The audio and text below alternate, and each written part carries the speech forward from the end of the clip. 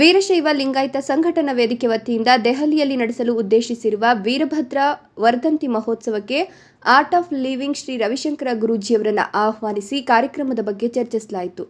ಬೆಂಗಳೂರಿನ ಕನಕಪುರ ರಸ್ತೆಯಲ್ಲಿರುವ ಆಶ್ರಮದಲ್ಲಿ ರವಿಶಂಕರ್ ಗುರೂಜಿಯವರನ್ನು ಭೇಟಿ ಮಾಡಿದ ರಾಜ್ಯದ ವಿವಿಧ ಭಾಗಗಳ ಮಠಾಧೀಶರ ತಂಡ ಕಳೆದ 6 ವರ್ಷಗಳಿಂದ ವೀರಶೈವ ಲಿಂಗಾಯತ ಸಂಘಟನಾ ವೇದಿಕೆ ಈ ರಾಷ್ಟ್ರದ ಸಂಸ್ಕೃತಿ ರಕ್ಷಕ ಆಂಜನೇಯ ಸ್ವಾಮಿಗೆ ಲಿಂಗ ದೀಕ್ಷೆ ನೀಡಿದ ವೀರಭದ್ರ ದೇವರ ಜಯಂತಿ ಆಚರಿಸಿಕೊಂಡು ಬರ್ತಿದೆ ಹಾಗೂ ಅವರ ಹೆಸರಿನಲ್ಲಿ ರಾಷ್ಟ್ರೀಯ ಪ್ರಶಸ್ತಿಯನ್ನು ನೀಡಲಾಗುತ್ತಿದೆ.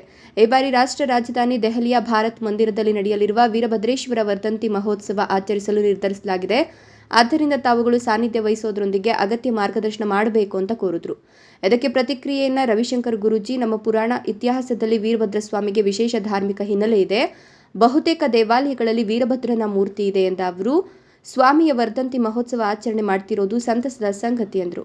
ಈ ಸಂದರ್ಭ ವೀರಶೈವ ಲಿಂಗಾಯತ ಸಂಘಟನಾ ವೇದಿಕೆಯ ರಾಷ್ಟ್ರೀಯ ಸಂಘಟನಾ ಕಾರ್ಯದರ್ಶಿ ಎಸ್ ಮಹೇಶ್, ವೀರಭದ್ರೇಶ್ವರ ಜಯಂತ್ಯೋತ್ಸವ ಸಮಿತಿಯ ರಾಷ್ಟ್ರೀಯ ಉಪಾಧ್ಯಕ್ಷರಾದ ಕೊಡಗು ಕಿರಿಕುಡ್ಲಿ ಮಠದ ಸದಾಶಿವ ಸ್ವಾಮೀಜಿ, ರಾಜ್ಯಾಧ್ಯಕ್ಷರಾದ ಬಳ್ಳಾರಿಯ ಕಲ್ಯಾಣ ಸ್ವಾಮೀಜಿ, ಉಪಾಧ್ಯಕ್ಷರಾದ ತಪೋಕ್ಷೇತ್ರ ಮನೆಹಳ್ಳಿ ಮಠದ ಮಹಂತ ಶಿವಲಿಂಗ ಸ್ವಾಮೀಜಿ, ಕೊಡಗು ಹಾಸನ ಮಠಾಧೀಶರ ಪರಿಷತ್ತಿನ ಪ್ರಧಾನ ಕಾರ್ಯದರ್ಶಿ ಮುದ್ದಿನಕಟ್ಟೆ ಮಠದ ಅಭಿನವ ಸಿದ್ಧಲಿಂಗ ಶಿವಾಚಾರ್ಯ ಸ್ವಾಮೀಜಿ, ಸಿಡಿಗಳೆಲೆ ಮಠದ ಇಮ್ಮಡಿ ಶಿವಲಿಂಗ ಸ್ವಾಮೀಜಿ, ದೇವನೂರು ಮಠದ ಮೃತ್ಯುಂಜಯ ಸ್ವಾಮೀಜಿ, ಬೆಂಗಳೂರಿನ ನಿಜಗುಣ ಸ್ವಾಮೀಜಿ, ನಂದಿಪುರ ಮಠದ ಮಹೇಶ್ವರ ಸ್ವಾಮೀಜಿ, ಹಾವೇರಿಯ ಚಂದ್ರಶೇಖರ ಸ್ವಾಮೀಜಿ, ಬೀದರ್ನ ಚನ್ನಮಲ್ಲ ಸ್ವಾಮೀಜಿ, ಉಗರಂಗೋಲದ ಮಹಂತ ಸ್ವಾಮೀಜಿ, ಪ್ರಮುಖರಾದ ಗೌರವ್, ರಮೇಶ್, ವಿದ್ಯಾಪ್ರಸನ್ನ, ಅಭಿಷೇಕ್, ಕಂಕಣವಾಡಿ ಹಾಗೂ ಮುಂತಾದವರು ಉಪಸ್ಥಿತರಿದ್ದರು.